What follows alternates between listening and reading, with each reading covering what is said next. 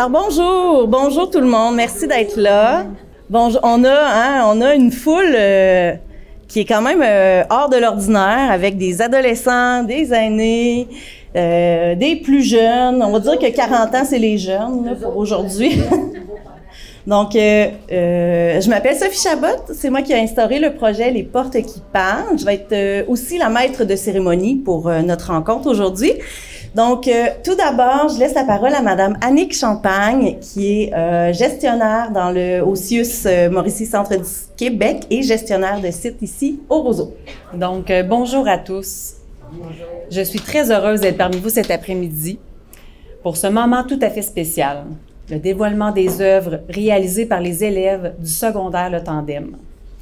Ce projet est bien plus qu'une simple exposition de peinture. C'est un hommage vibrant et sincère au parcours de vie de nos résidents. Ce qui m'a particulièrement touchée dans ce projet, c'est la rencontre entre deux générations. La jeunesse créative et pleine d'espoir et nos aînés, porteurs d'histoires riches et inspirantes. En participant au recrutement des résidents, j'ai pu constater à quel point ces derniers étaient fiers et émus d'être au cœur de cette démarche artistique. Ils ont partagé leurs souvenirs, leurs expériences, et c'est cette authenticité que les jeunes ont su capter et traduire en œuvre d'art.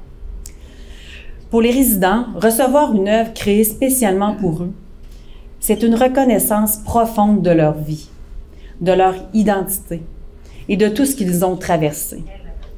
C'est aussi un moyen de valoriser leur histoire, de leur offrir une visibilité et un lien avec la communauté, notamment avec cette belle relève que sont nos jeunes artistes.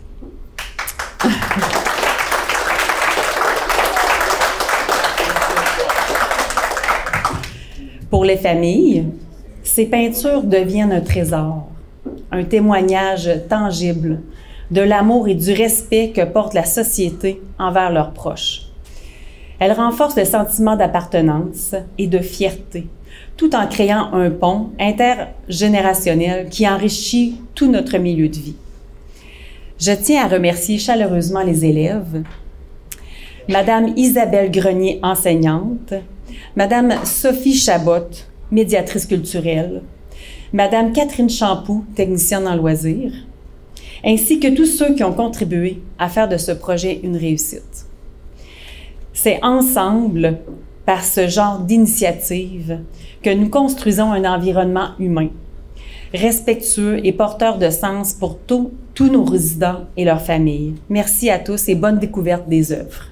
Merci beaucoup. Merci énormément au Roseau de nous recevoir. Vraiment, là, Annick, d'avoir embarqué dans le projet.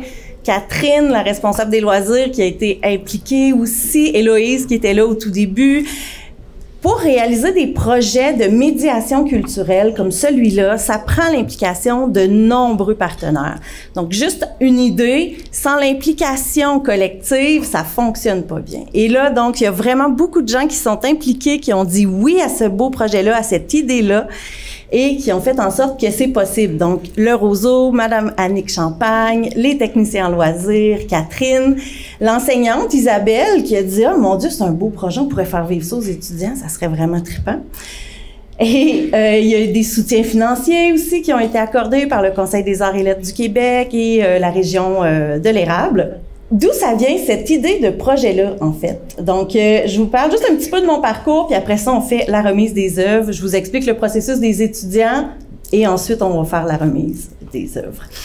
Donc, moi, j'ai une formation d'infirmière. J'ai d'abord été infirmière. J'ai été infirmière une quinzaine d'années. Puis, j'ai travaillé beaucoup dans les CHSLD.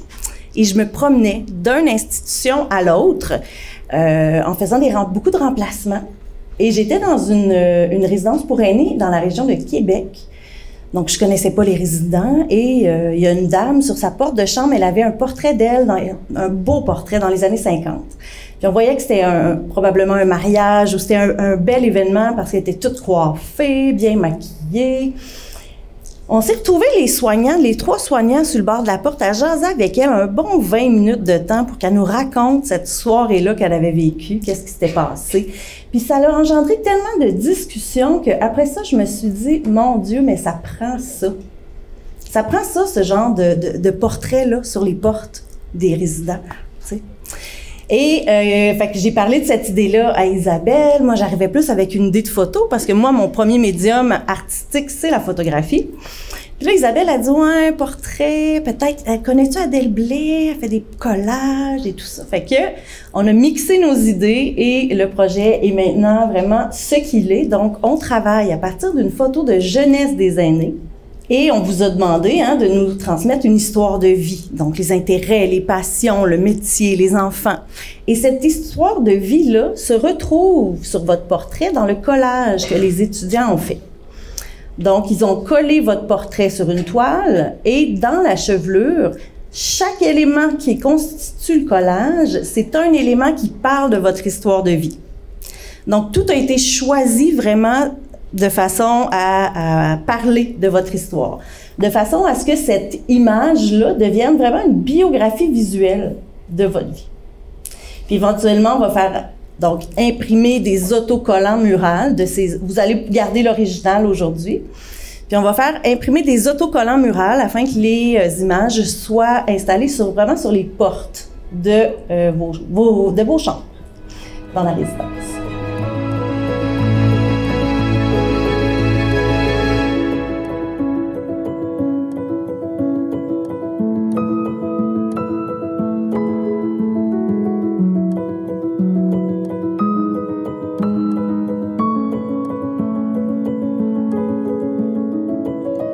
Donc, on a 2 autres étudiantes qui sont avec nous, qui ont participé au projet, qui ont créé des œuvres, en fait, pour des résidents du CHSLD Le Roseau. Émilie-Rose et Rachel, qui sont avec nous. Fait que les filles, j'aimerais ça que vous me parliez de vos œuvres, chacune votre tour, comment vous avez choisi les couleurs puis les images. Est-ce que tu veux commencer? Je peux. Moi, dans le fond, pour le fond, j'ai choisi la couleur bleue parce que Madame Daigle nous avait laissé un documentaire avec les couleurs préférées puis ses passions. Et c'était le bleu, la couleur préférée. Donc, les deux, je pense que c'est cette raison-là qu'on a choisi le bleu pour notre couleur de fond. Puis, pour les couleurs de peau, il fallait une couleur de peau qui se rapprochait à une couleur de peau naturelle. Puis j'ai ajouté des roses puis des feuilles qui rappelaient un peu la couleur des taches de la peau qu'on avait mis. Puis les créations sont faites à la manière de l'artiste Adèle Blais. Vous êtes inspirée du processus créatif d'Adèle Blais. Oui. Et toi, Rachel? Pour moi aussi, j'ai choisi la couleur du fond en bleu parce que c'est sa couleur préférée. Fait que je me suis dit, on va être un peu dans le thème. Moi aussi, j'ai rajouté des fleurs pour venir appuyer ce que j'avais dessiné dans son visage, dans le fond, la peinture que j'ai mis. Puis c'est pas mal ça, j'ai fait du contraste avec différents matériaux, puis c'est pas mal ça. C'est pas mal les mêmes raisons que toi. Ouais, dans le fond, fallait vraiment que ça. C'était sûr que notre projet il allait se ressembler d'une certaine façon. Parce que vous êtes partie de la même personne. Que notre aînée aimait la même chose. Donc, elle a quel âge aujourd'hui, Madame Tessier? 96. 98. Oui, on m'a dit qu'elle allait avoir 99 ans en janvier ou en février. Dans un mois proche de ça. Fait que ça fait plusieurs générations qui vous séparent quand même, hein? Oui, vraiment beaucoup. Puis c'était beaucoup ces filles qui nous parlaient aussi parce qu'elles commencent à devenir quand même assez âgées. Donc ça devient difficile. On nous a dit aussi que c'était une des seules activités à laquelle elle participe puisque justement elle est en difficulté. Puis vu que là c'était personnel, elle est venue, mais sinon elle participe pas aux activités. Oh mon Dieu! Fait qu'on est chanceuse de l'avoir. Ouais, c'est ça. Wow. Bravo les filles, vous avez vraiment bien travaillé, c'est superbe. Splendide. Alors Blanche, tu as été très impliquée dans ce projet-là depuis le tout début. Tu t'es vraiment investie. J'aimerais ça que tu nous parles de ton expérience, de ta création, comment t'en es arrivée à ça. Oui, c'est vrai. Ça m'a pris beaucoup de travail pour compléter. Puis que je fais la papier, je cherchais le Camille. Maintenant, je peux rappeler tous les cris que vous m'avez mentionné. Maintenant, j'ai travaillé dans les angles, les couleurs, les images qui représentent des placements. Et là, j'ai mis beaucoup d'images dedans, des petits gras. Ça m'a pris beaucoup de temps pour choisir les bonnes images qui vont après. J'ai coupé, j'ai placé, mais il y avait partout. J'ai travaillé j'ai acheté la fois la place, puis que je trouve que c'est pas correct. Puis que ça m'a pris beaucoup de réfléchir. Il y avait des moments que j'ai beaucoup tressé, parce que moi, j'ai réfléchi un peu trop. Mais j'ai mis autant de créativité dans l'arrière-plan. Ouais. Parce qu'il a aimé les verres. Alors, j'ai mis un arrière-plan à part. Et avec ça, c'est un petit morceau de bloc avec des petits pois à cercle. Puis ça, j'ai tourné pour faire comme un rose ici. Pour représenter des fleurs ici. Et là, j'ai mis quelques dates pour qui rappellent l'époque. Ma Nathalie Tichy, qui a des formations sur elle. Il a aussi mis beaucoup de plantes et des feuilles ici pour compléter les places. Pour aussi, j'ai mis des motifs pour remplir les espaces. Mais il y avait aussi ici un petit acheteur, mais je l'ai réparé pour que je sois parfait. T'as un très, très beau résultat, Blanche. Vraiment, un splendide portrait de madame. Rappelle-moi son nom à ta dame, c'est Gisèle, hein? Gisèle Camiri. Gisèle Camiri.